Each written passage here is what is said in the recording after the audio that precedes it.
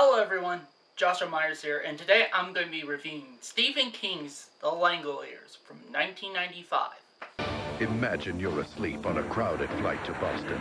But when you wake up, only 10 people are left on the plane. Where is everybody? No one's driving the plane. No pilot, no crew, and no one on the ground. What do they do? Have a nuclear war? I really don't want to go down there. And tonight, The Langoliers are coming. Oh my God, look. with danger all around them, no one is safe. That sound is coming closer. Gotta get out of here now. Can they get back to the world they knew I need 50,000 pounds of fuel. Otherwise, we crash and burn. before this world no longer exists? We're all out of time. One of us will have to die. Starring Patricia Wedding, Dean Stockwell, David Morse, and Bronson Pinchot. Fasten your seatbelt. The stunning conclusion of Stephen King's The Langoliers. The Langoliers stars Dean Stockwell, David Morse, Frankie R. Faison, Bronson Pickett, and Kate Mabry, and is written by Stephen King and directed by Tom Holland.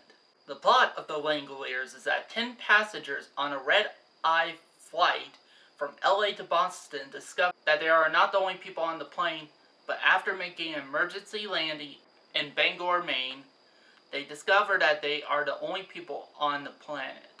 This film being based off of Stephen King's short story, 4 Past Midnight. Now, what did I like about it? Honestly, there's some concepts with this movie that's really interesting. And yeah, it does get you sucked in enough to where you want to find out what's going on.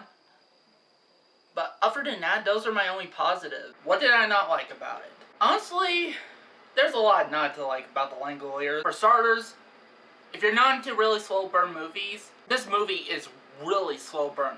Now, mind you, this was a miniseries that aired on TV and acted as a TV series, not a movie, but it's really slow burn. Also, the acting ranges from underacting to overacting, which for me, I would rather have a film be overacted than underacted. Because at least with overacting, it could be really entertaining in a bad way, which this was. Like, you had one of the characters is like, scaring the little girl! You're scaring the little girl. Scaring the little girl! Scaring the little girl! Lady! Like that, it was really like that, and scaring the little girl! Like, the plane in the movie is really bad CGI. There's a lot of really bad CGI. In fact, this would probably be one of the worst CGI effects you would see in a while for a movie. Also, the character development isn't really there. You don't get to know much about the characters and grow attached to them over time. And mind you, again, this was a miniseries that played on TV. So, you would have think that it would have been able to flesh that out more if it being a TV show than it would be as a movie. Apparently not with this one. Like, I don't even remember any of the characters' names, even. And this is another movie that's filled with all the Stephen King cliches you've seen in his work, so... Of course, with the payoff not being very good. Like, it's horrible. Like, it was so horrible, I was laughing my ass off. And that's really it, honestly, because I can't really say much about it without getting to spoilers. Honestly, this is just a miniseries that you have to see to believe, because honestly, it's so bad.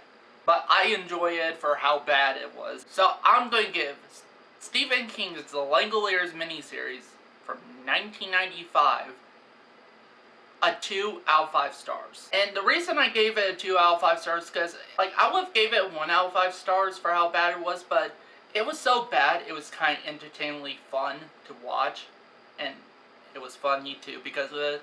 So, I did enjoy it with that aspect, so if it wasn't for that, then I probably would have gave it 1 out of 5 stars. So that's it for this review. Tune in next time where I'm going to be reviewing Stephen King's Sleepwalkers.